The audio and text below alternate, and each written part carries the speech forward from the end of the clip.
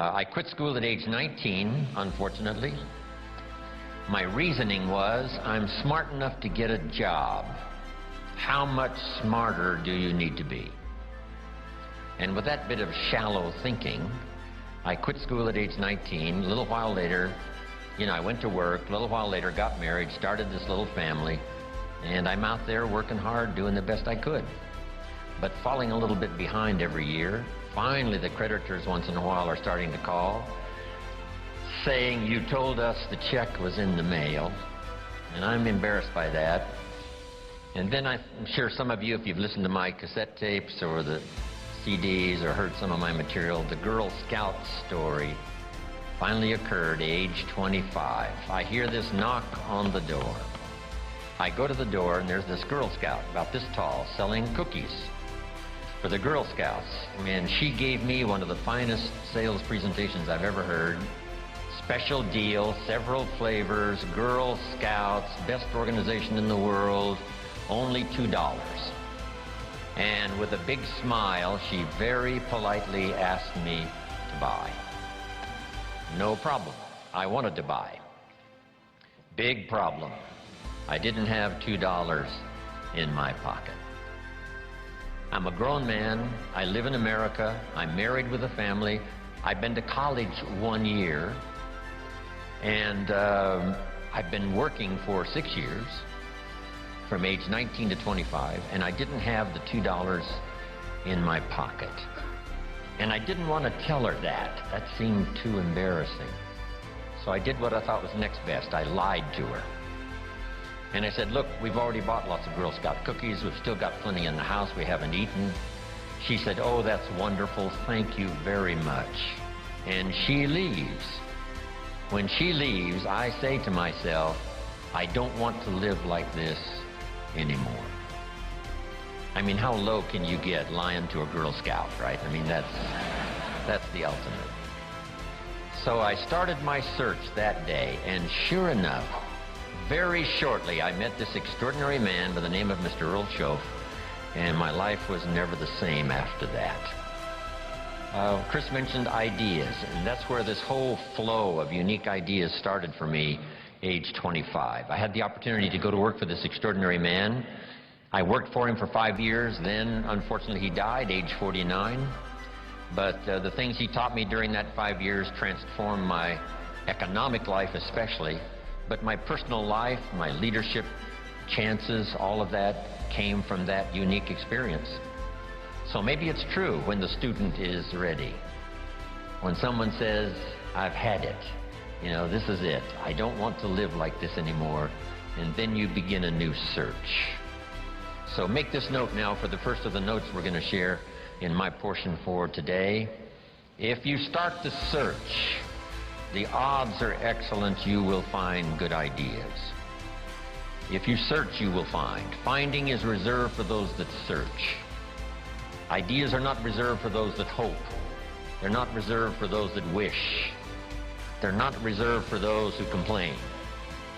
Good ideas are reserved for those that search.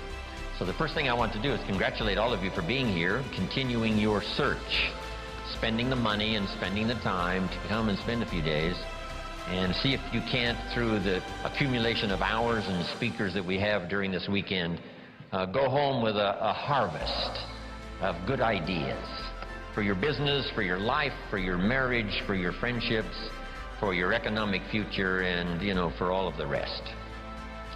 We've all heard the expression, nothing so powerful as an idea whose time has come. How very true.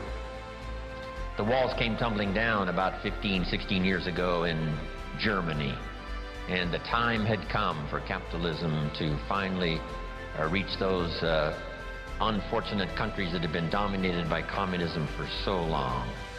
And that idea now is beginning to flourish. I've been teaching capitalism now for the last 10 years in Russia. I've made 5 trips to all the major cities. It's incredible when an idea finally comes and the time is right, what can happen. So, ideas, when an idea and its time is ready, it can be incredible. But now here's the next part for your notes. Nothing so powerful as an idea that comes at the right time. And hopefully today for you and the rest of this series of good trainings, this would be a good time for you. Maybe you've got 3 numbers of the lock that needs 4 numbers. And you've already got 3 already dialed in from, the sermons you've heard and the lyrics of the songs you've listened to and personal conversations and meetings and trainings and seminars and books you've read, all of that, right? You got the 3 numbers. And just maybe, this weekend could well be that 4th number for you that you've been looking for. And the lock will open and the door will open, and there could be some real new accelerated opportunity for you over the next few years of your life. So I hope that's true. From what I have to say and from Dennis and Brian and other speakers that are going to share with you, this could be a very important weekend for you. I hope it's one of those life-changing weekends where you look back and say, wow, I was never the same. And the chances are excellent if you keep going to as many things as you can get to in terms of information, ideas, seminars, lectures. Because if you go continuously and systematically, some of them will be routine, some of them may be ordinary, and then just once in a while, some may be extraordinary, and you're never the same again. And you'll look back on that experience and say, that was one of the days that turned my life around. So I hope this weekend, from what I have to share and the rest of the speakers, this is one of those extraordinary weekends for you. Here's another note to make. No one person has all the answers. No one person has all the ideas. We need to gather ideas from a variety of voices and from a variety of experience, from social to personal to political to the management of time, the conservation of resources, business, entrepreneur, career, all of that. Being a good parent, a good mother, being a good father, being a good friend, a business colleague. You've got to have a whole variety of ideas. So this weekend, we're going to have a chance for that. Multiple speakers and a chance for multiple ideas to come your way. Next is a little phrase that I'd like to have you memorize. And if you memorize it, I'm sure it'll follow you for the rest of your life. And if you're ready, say, I'm ready. Ready. Here is the phrase. You can write it down as we memorize it. Here it is. From testimonials and personal experience,